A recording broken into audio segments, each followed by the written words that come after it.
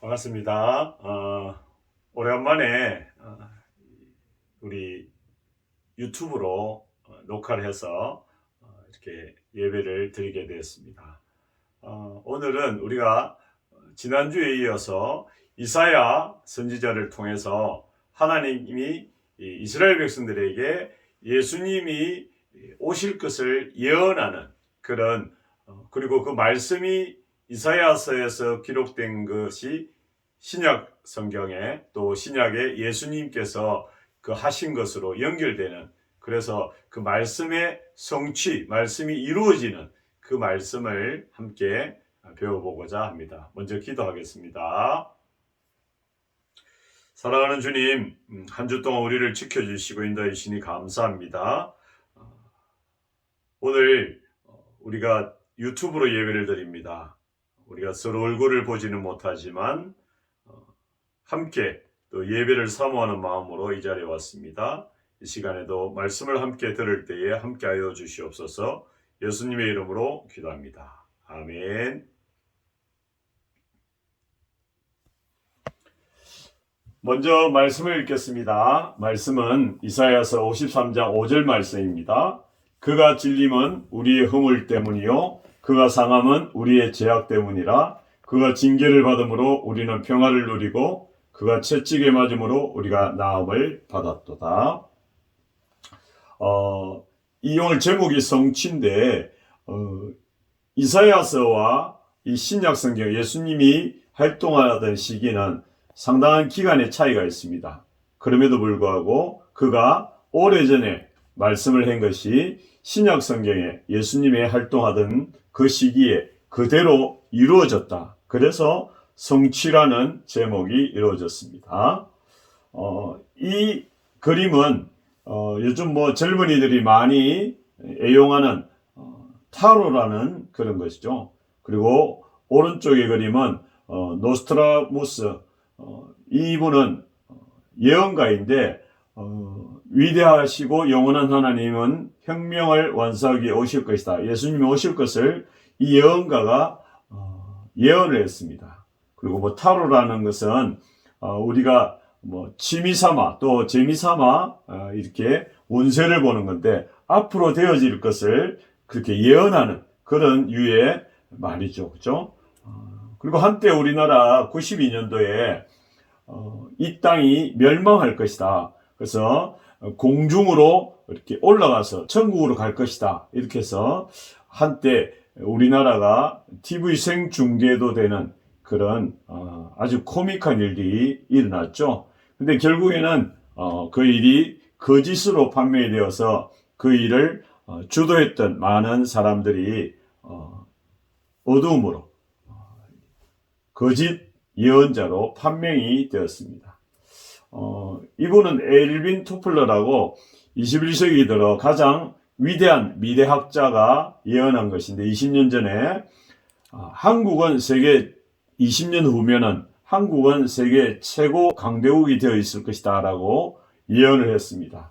근데 아직까지 우리나라는 강대국에 기어서 사실은 조금은 힘든 그런 시대를 살아가고 있잖아요.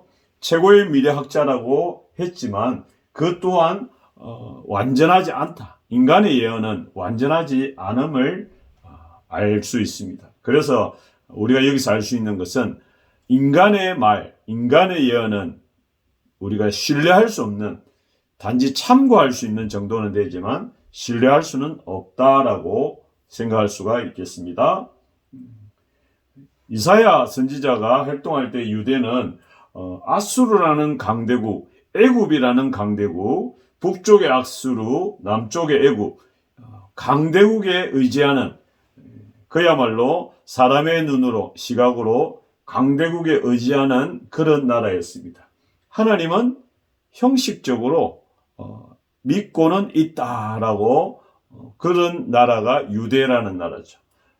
이사야를 통해서 메시아, 구원자가 오실 것이다라고 예언을 했죠. 그래서 이사야가 하나님의 거룩함을 알게 하기 위해서, 그리고 거룩한 하나님을 전하기 위해서, 그리고 선지자는 거룩한 삶을 살아야 된다. 이렇게 말씀으로 유다 나라 모든 임금을 비롯해서 백성들에게 강하게 선포를 했다라는 사실이죠. 그러면 이 성경은 뭐 여러분이 잘 아는 대로 구약 39권, 신약 27권 해서 토탈 66권으로 이루어져 있고요. 40명의 저자와 1500여 년 동안 기록이 되었습니다. 그 내용은 하나님이 구원하시고 심판하시고 예수님의 구원에 관한 말씀이 이 성경에 들어가 있습니다. 그리고 성경에는 이 예수님이 사탄에 의해서 승리할 것이라는 내용이 창세기 3장에 여자의 후손은 내 머리를 상하게 할 것이요 너는 그의 발꿈치를 상하게 할 것이라. 여자의 후손, 예수님이 그 유다 가문에 의해서 여자의 후손으로 죽음을 승리로 이끄는 부활하심으로 죽음을 이기는 그 말씀을 한 것입니다. 그리고 아브라함의 후손을 통해서 복을 얻는다. 즉 아브라함의 그 계통에 예수님이 오심으로 내 이름을 창대하게 하리니 너는 복이 될지라 라고 복에 관해서 말씀을 하시고요. 또 야곱의 축복, 그에게 모든 백성이 복종하리로다. 예수님이 영원한 왕의 왕으로 오셔서 이 세상을 통치하실 것을 말씀하고 있다라는 사실이죠. 그리고 나단 선지자 예언에 보면 그의 나라 왕위를 영원히 견고하게 하리라. 하나님 나라에 관해서 말씀을 하고 있습니다. 그래서 이 성경에는 하나님의 그 메시지지만 예수님이 오실 것, 또 예수님이 하실 것, 예수님으로 인해서 영원한 나라가 이루어질 것을 분명하게 성경 전체에 그 말씀을 전하고 있다라는 사실이죠. 성경은 예수님께서 구원자로 오실 것을 말하는 것입니다. 그리고 오실 예수님, 그리고 오신 예수님, 그리고 다시 오실 예수님. 그래서 예수님이 오실 것이다. 그리고 예수님이 오신 그 상황, 신약 성경에 예수님이 병자를 고치시고 또 여러 가지 일들을 하시고 그리고 다시 오실 예수님, 재림 예수님, 그 내용에 관한 내용이 분명하게 구약 성경에서부터 신약 성경까지 이렇게 말씀이 시리즈로 다 연결이 되어 있습니다. 어느 것 하나 다른 게 없이 그대로 연결이 되어진다는 것이죠. 그래서 이사야서가 예수님이 오실 메시아로 오실 예수님을 그리고 예수님의 고난에 관해서 예수님의 부활에 관해서 분명하게 이사야서가 700년 전에 앞서 이사야가 와서 선포를 했는데 700년 후에 일어날 일을 분명하게 이사야서에 말씀하고 있다는 거죠. 이사야서에 보면 보라 처녀가 잉태하여 아들 낳을 것이요 그의 이름을 임마누엘이라 하리라. 이사야 7장에 말씀하고 있는데 이것은 예수님이 탄생할 것을 분명하게 말씀해 주고 있다는 거죠. 이 말씀은 그가 찔림은 우리의 허물 때문이요 그가 상함은 우리의 죄악 때문이라. 그가 징계를 받음으로 우리는 평화를 누리고 그가 채찍에 맞음으로 우리는 나음을 입었도다. 이 이사야서 53장의 말씀은 예수님이 로마 유대인에 의해서 고난을 받을 것을 십자가의 고난을 분명히 말씀하고 있다. 아주 정확하게. 그죠? 세 번째로는 여기 이후에 예수님의 부활과 예수님의 사역 그리고 마음이 상한 자, 포로된 자, 갇힌 자를 위해서 오셨다라고 예수님이 이 땅의 연약한 자들을 구원하시기 위해 오셨다라고 분명히 예수님의 부활과 예수님의 사역 그리고 예수님의 탄생, 고난, 부활, 사역 예수님의 전반적인 것에 관해서 이사야서에 700년 전에 이사야 선지자가 말씀을 하셨다라는 사실이죠. 그래서 예수님을 통한 하나님의 사랑을 우리는 성경에서 알 수가 있습니다. 그것이 오래전부터 계획된 것이다.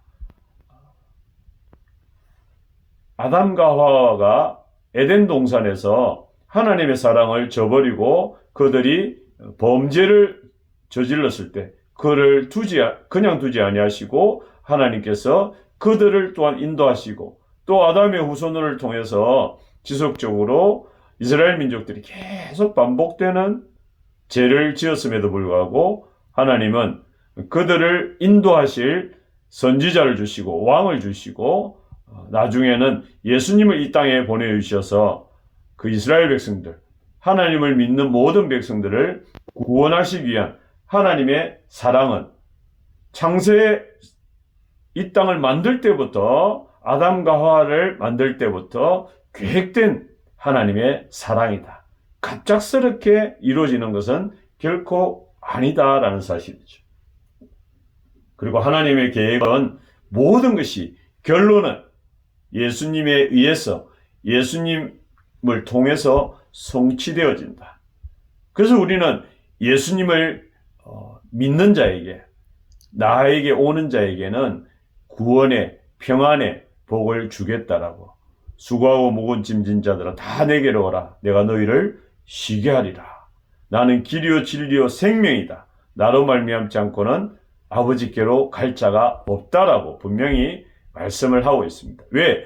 예수님은 하나님의 그 계획의 마지막 결론이기 때문에 그렇습니다.